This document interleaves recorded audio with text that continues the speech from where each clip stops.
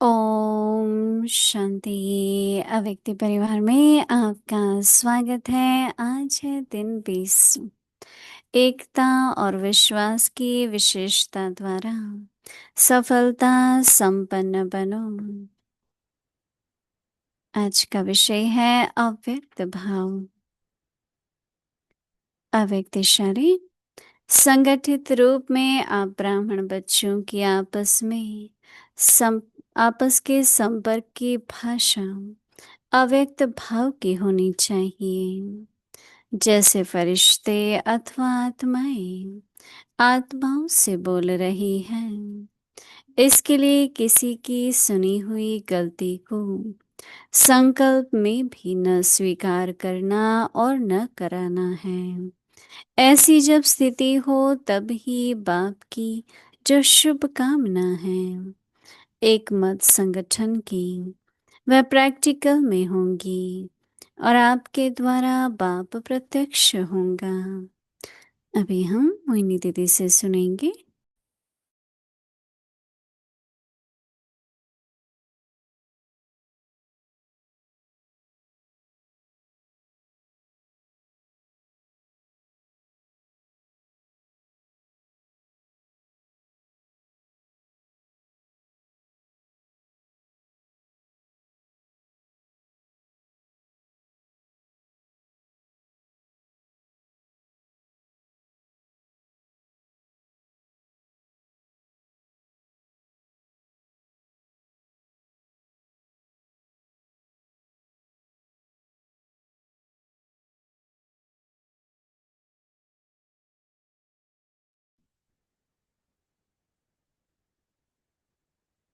ओम शांति।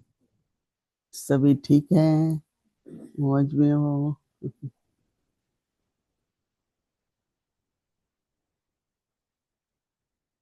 एक छोटी सी कहानी याद आ रही थी। एक लक्कड़ आ रहा था, वो लकड़ी काटता था। तो उसके मालिक ने उसको बोला कि थोड़ा ज्यादा काटो, थोड़ा जल्दी करो, मतलब ज्यादा क्वांटिटी होनी चाहिए। तो बेचारा अपनी तरफ से कोशिश करता रहा, परंतु ज्यादा कट नहीं सकी। जैसे 6 घंटे में जितनी काटनी थी। तो मालिक ने कहा कि आपकी जो कुल्हाड़ी है क्या उसको आप तेज करते हैं? तो कहा वो तो नहीं करता हूँ। तो कहा जब तक आपकी कुल्हाड़ी तेज नहीं होगी तो लकड़ी ज्यादा कैसे कटेगी? तो मुझे भी ऐसा ही लगता है कि जब अव्यक्त इशारा सुनते हैं बाबा का, थोड़ा सोच चलता है, तो रोज जैसे हमारी बुद्धि थोड़ी रिफाइन हो जाती है, मन भी थोड़ा सा दिव्य होगा, या जो भी बाबा सुनाते हैं। क्योंकि अपना मन और बुद्धि चाहे ग्रहण करना है, चाहे मनन करना है, चाहे भावनाएं रखनी है, सब कुछ मन बुद्धि से ही होता है ना। तो इसलिए आज बाबा कह रहे हैं अव्यक्त भाव।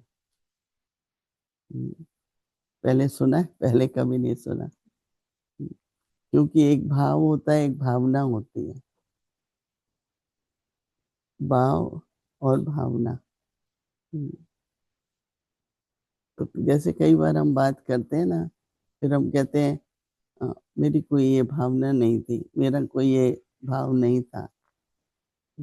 तो दो शब्द होते हैं ना।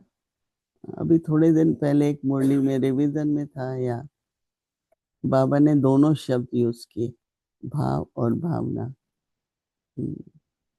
तो भाव जो होता है ना, वो इंटेंशन, कि मेरी कोई ये मेरा भाव ये नहीं था। नहीं, कई बार कुछ कहते हैं, दूसरा व्यक्ति उसको अलग तरह से ले लेता है, फिर उसको फील होता है। तो हम कहते हैं भाई मैंने इस भाव से तो नहीं बोली थी ये बात। बहुत कम लोग होते हैं जो आपके भाव को समझते हैं। हमारी दादी जानकी होती थी तो ट्रांसलेशन पर होता था, ऐसे कई बार कहेगी कि तुम बैठो मेरे साथ, क्योंकि मेरा भाव समझती हो। फिर हम कई बार कहते थे, कोई नए आके बैठते थे, दादी आपका भाव वो तो नहीं समझेंगे, क्या वो उनकी तकदीर पर है। कोई समझ भी लेता है, कोई नहीं समझता है। तो एक दूसरे के भाव को समझना, तो वो संबंध अच्छा जुड़ता है। अगर भाव को नहीं, बस शब्दों को लेके आपने ये क्यों कहा, वो कहेगा आपने ही ये क्यों कहा, जैसे एक शब्दों को ज्यादा पकड़ लेते हैं परंतु भाव नहीं समझते। तो अभी हम लोगों को आज जो होमवर्क मिला है सभी को, थोड़ा विचार सागर मंथन करना पड़ेगा कि अव्यक्त भाव क्या होता है। तो बाबा तो कहते हैं कि जैसे बाबा की दृष्टि हम बच्चों पर फरिश्ते रूप पर, और आजकल बाबा का हम बच्चों पर दैवी रूप पर। तो बाबा की दृष्टि में हम बच्चों का जो रूप रहता है उसकी फीलिंग हमें आनी चाहिए, ये भावना है। क्योंकि भाव इंटेंशन है और भावना जो है वो फीलिंग है। हम्म, शुभ भावना कहते हैं ना, सबके प्रति शुभ भावना रखो। तो जब भावना कहते हैं मतलब कि फीलिंग्स। तो बाबा कह रहे हैं कि अव्यक्त भाव, तो उसमें संगठित रूप में आप ब्राह्मण बच्चों की आपस के संपर्क की भाषा अव्यक्त भाव की होनी चाहिए। बाबा बहुत संगठन संगठन की बात कर रहे हैं। ऐसे संगठन में एक ही प्रकार का पुरुषार्थ सबका चले, इसलिए सबको मुरली मिलती है। उसमें वरदान भी है, अव्यक्त इशारा भी है, और बोलचाल होती है, या दिन भर जो है ना वो सेवा का सोचते रहते हैं। परंतु एक हम संगठन में उन्नति करें, तो आप लोगों को इस बात को लेना चाहिए कि संगठित रूप में आप ब्राह्मण बच्चों की आपस में संपर्क की भाषा अव्यक्त भाव की होनी चाहिए। उसको बाबा फिर आगे समझा रहे हैं। जैसे फरिश्ते अर्थात आत्माएं आत्माओं से बोल रही हैं, उसमें इसका नाम ही रखा है अव्यक्त इशारे। इशारे सब नहीं समझते, तो कैसे अव्यक्त इशारा रहे।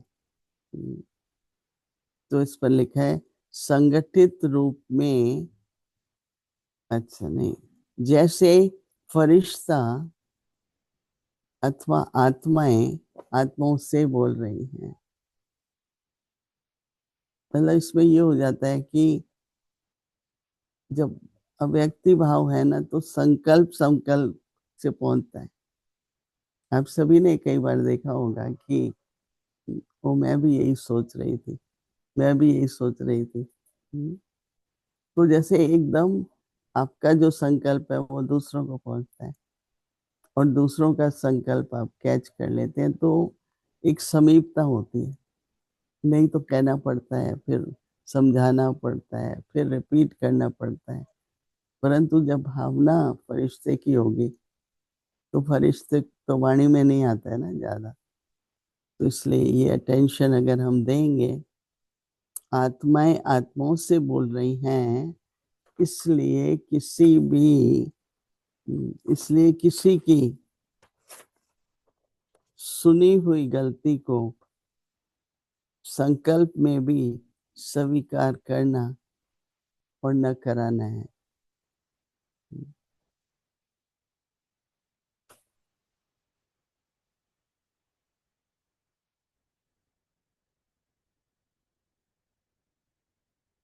हमेशा ये ध्यान रखना चाहिए कि सुनी सुनी बात, सुनाई बात में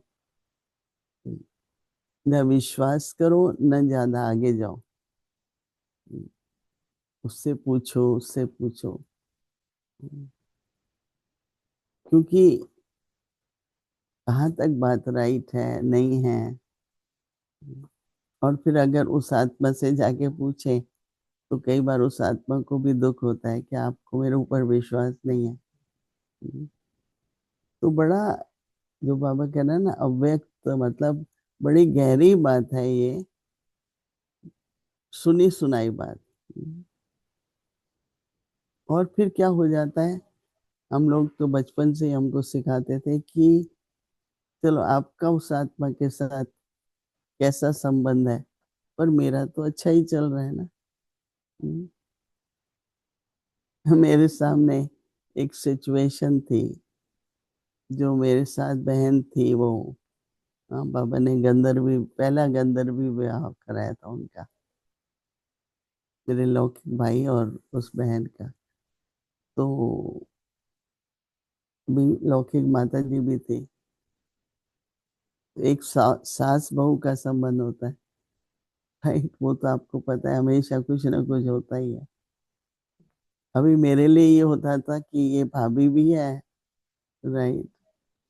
तो मतलब कैसे हर एक, दोनों के साथ, मदर के साथ भी और उनकी बहू कहो, मेरी भाभी कहो, उन दोनों के साथ कैसा, ऐसा व्यवहार हो कि ये नहीं लगे कि मेरे को माँ ज्यादा प्रिय है, ये कम है, या ये ज्यादा है। तो बहुत ही रहता था कि भाई ये तो आत्माएं हैं, बाबा के बच्चे हैं। तो भावना बहुत रखनी पड़ती थी, जैसे ठीक रहे।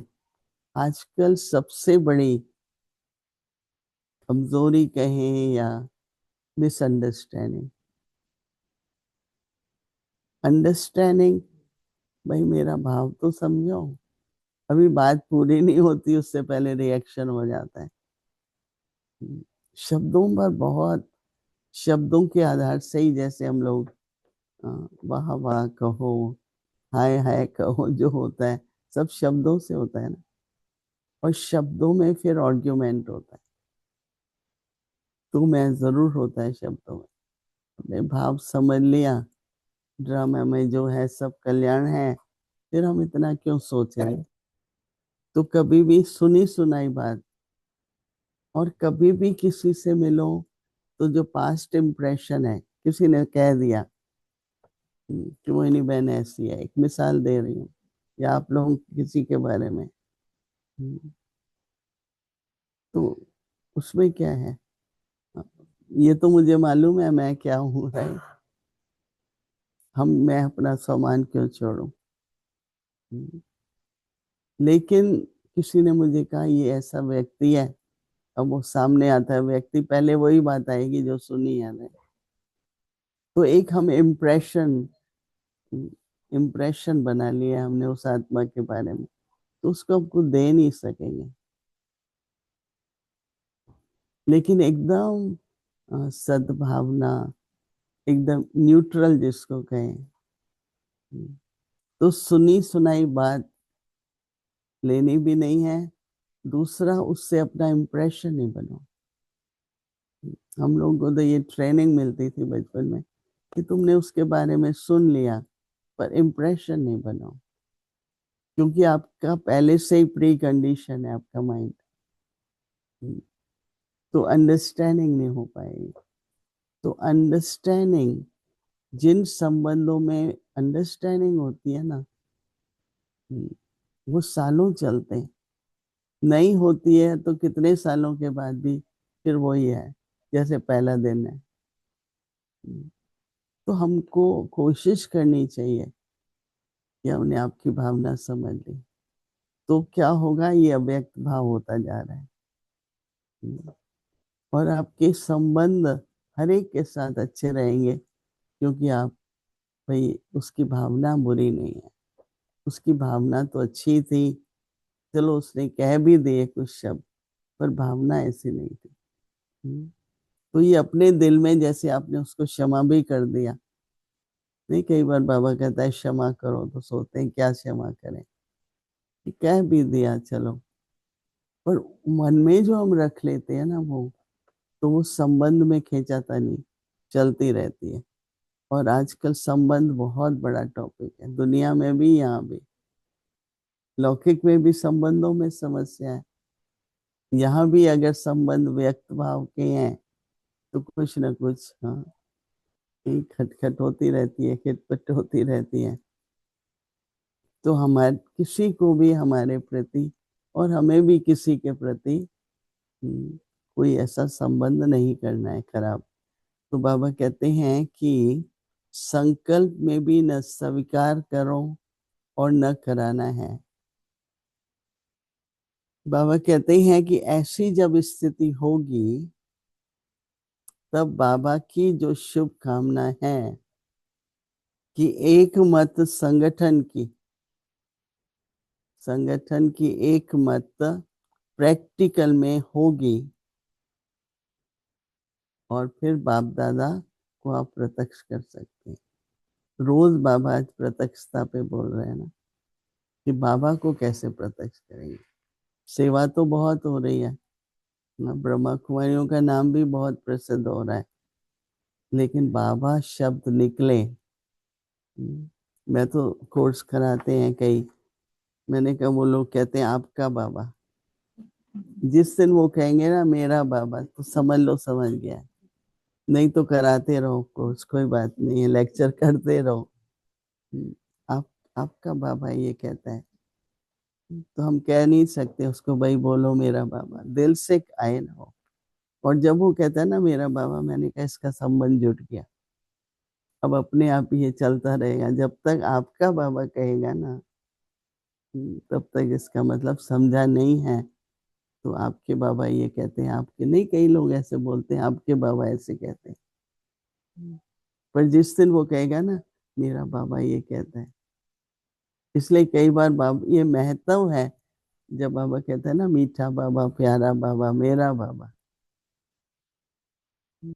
मीठा बाबा है, प्यारा है, फिर मेरा है। तो मेरे शब्द का बहुत महत्व है, क्योंकि उसके दिल ने पहचान भी लिया, स्वीकार भी कर लिया। तो अब वो कहने लगा है कि मेरा बाबा। तो अपनी भाव और भावना के ऊपर एक दूसरे की भावना समझ जाओ, तो क्या होगा ना, देखो शब्दों में तो कई बार ऐसा होता है कि एक दो शब्द नीचे ऊपर हो जाता है, नहीं, कभी किसी की स्थिति है कुछ, या कोई बात अंदर में है, तो उसको बोलते टाइम पता नहीं चलता।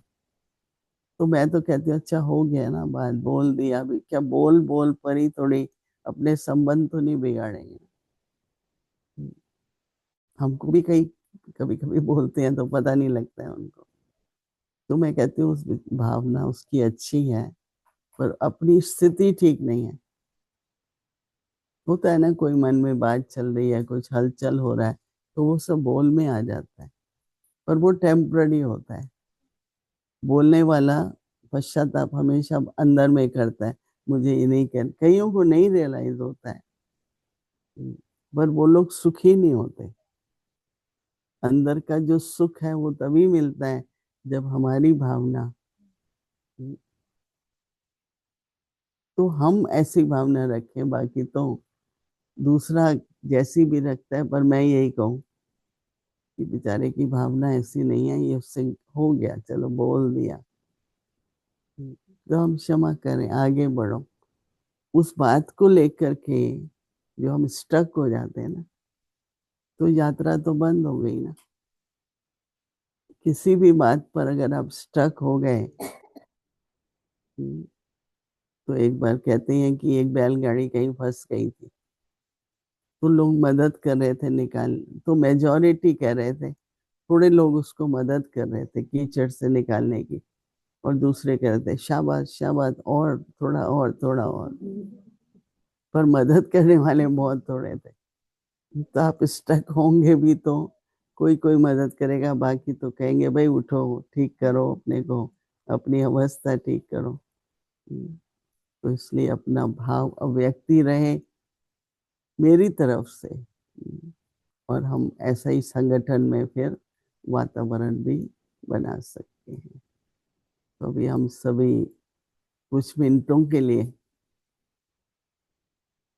अव्यक्ति भाव और भावना इस संकल्प से बैठेंगे। ओम शांति।